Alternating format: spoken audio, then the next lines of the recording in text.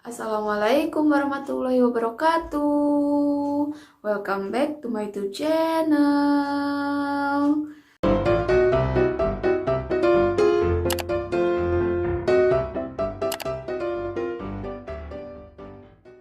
Di video kali ini aku mau ngasih tahu ke kalian suka duka jadi anak bungsu. Nah, sebelum lanjut ke videonya, jangan lupa klik tombol subscribe dulu bagi yang belum. Dan jangan lupa juga klik tombol notifikasinya agar tidak ketinggalan jika ada video-video terbaru dari aku. Jadi di sini mungkin dari kalian semua ada sebagian yang anak bungsu. Dan apa aja sih yang dirasakan oleh anak bungsu? Ada sukanya dan ada dukanya juga.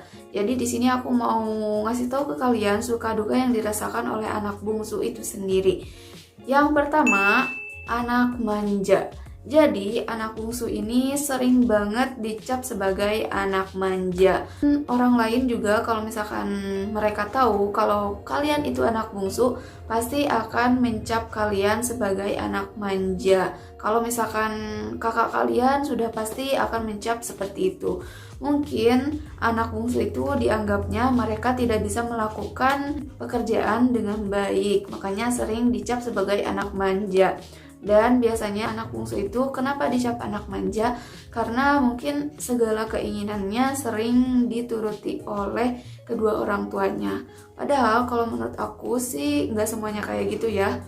Yang kedua, sekalinya anak kecil tetap anak kecil. Jadi walaupun kalian udah mulai beranjak dewasa, terus kalian sudah bisa bertanggung jawab, tapi tetap saja kalau di keluarga kalian itu dianggap sebagai anak kecil, apalagi kakak kalian. Kalau misalkan sekalinya kalian berperilaku berpikir dewasa, kakak kalian sering banget ngasih kata-kata yang kadang bikin kesel juga, kayak misalkan ngapain sih, kan masih anak kecil, padahal kita tuh udah dewasa gitu loh. Tapi mungkin emang dasarnya anak sulung gitu ya, atau kakak yang gak mau kalah sama anak bungsu. Jadi kayak gitu deh. Yang ketiganya, selalu yang disuruh. Jadi ini duka dari si bungsu. Otomatis kalau misalkan kalian nih ada di dalam sebuah rumah, terus di rumah itu ada kakak kalian, ibu kalian, dan ayah kalian, dan kalian itu sebagai anak bungsu atau anak paling kecil, otomatis kalian harus sudah siap kalau misalkan disuruh untuk apa-apa sama mereka semuanya. Mungkin ada yang disuruh pergi ke warung lah, belanja, atau ngambil ini, ngambil itu. Tapi kalau misalkan kakak kalian udah pada nikah, terus kakak kaliannya udah pisah rumah sama kalian, otomatis di rumah kalian kan sudah lebih sedikit anggotanya, dan yang nyuruh-nyuruh juga akan jadi berkurang deh. Yang keempat, disayang semua orang. Nah, ini adalah keuntungan bagi si bungsu karena anak yang paling kecil, jadi disayang banget tuh sama semua orang, apalagi orang tua. Makanya kenapa sering banget disebut anak manja. Mungkin ya perbedaan dari perlakuannya juga lebih berbeda dibanding dengan anak-anak yang lainnya atau kakak-kakaknya kayak gitu. Bahkan kalau misalkan si bungsu sakit, otomatis orang tuanya juga lebih khawatir sampai harus melibatkan ke kakak-kakaknya kayak gitu.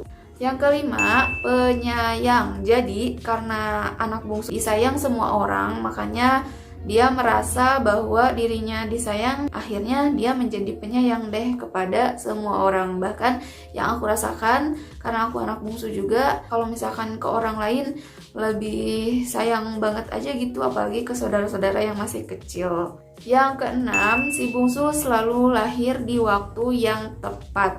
Jadi harus banyak bersyukur juga sih kalau misalkan jadi anak bungsu, karena biasanya kalau di keluarga nih ya, anak bungsu itu karena lahirnya paling terakhir dan yang paling kecil, biasanya mereka itu lahirnya suka di waktu yang tepat atau di dalam keadaan keluarga yang sudah lumayan atau sudah mulai sukses lah ya. Nggak kayak dulu, contohnya di keluarga aku aja nih, nggak di keluarga yang lain ya.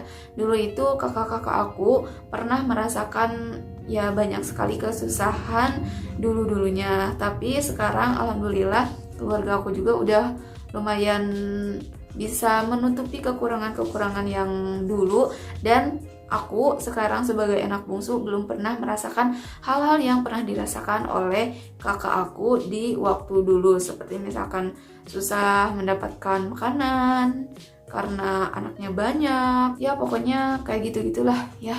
Jadi serba kesusahan. Tapi untuk sekarang alhamdulillah udah enggak lagi kayak gitu.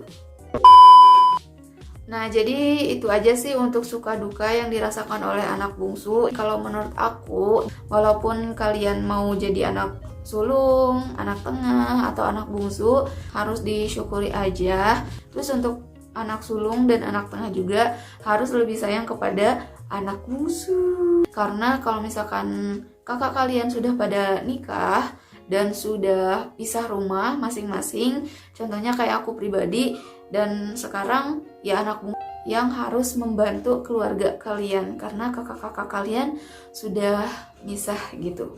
Jadi harus lebih strong deh. Nah, jadi segitu aja videonya. Semoga bermanfaat. Jangan lupa di like, comment, share, and subscribe bagi yang belum. See you next video. Bye-bye. Assalamualaikum.